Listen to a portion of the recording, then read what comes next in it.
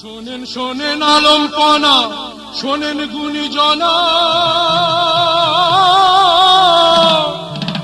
আরে মন দিয়া শোনেন সবাই অজানা ঘটনা।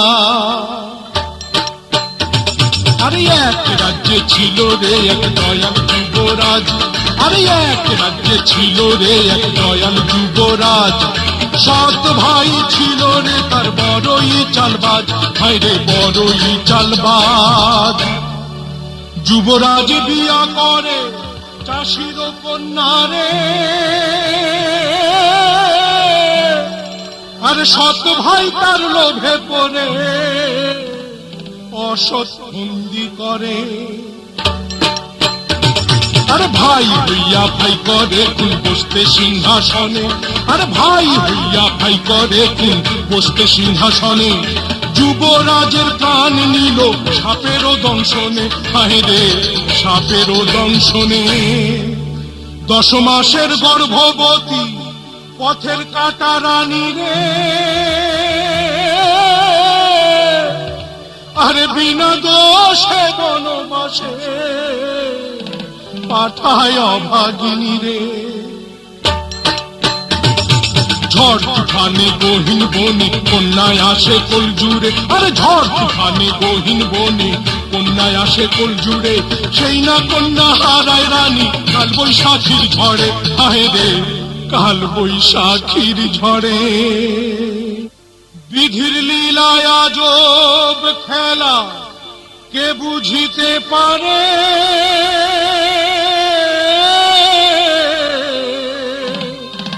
ভাঙা কাষ্টে ভাইসা কন্যা আসে পুষ্পনগরে। জেলের ঘরে দিনে দিনে কন্যা বড় হয় রে, রাজার ছেলে দেখা তারে ভাসে প্রেম সাগরে। রাখাল সাইজা প্রেমে মইজা গোপন বিয়া করে রে, বাসর সাজায় গহীন বনে সবার অগোচরে।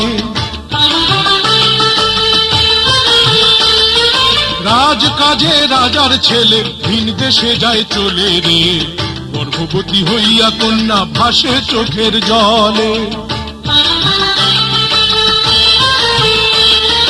ভিন দেশে আইসা কন্যার জন্ম নেয় এক ছেলে রে, সেই না ছেলে দাইমার হাতে তুইলা দেয় গো জেলে।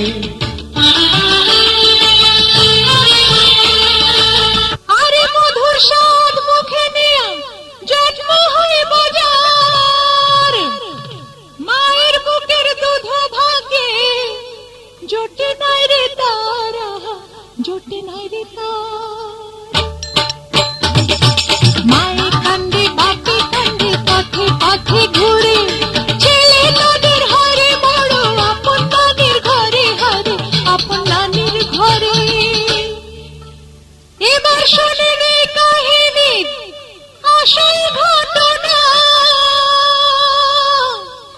রাজ্য পায়া জালেম বাদশার সাধ মিটিল না, তার সাধ মিটিল না।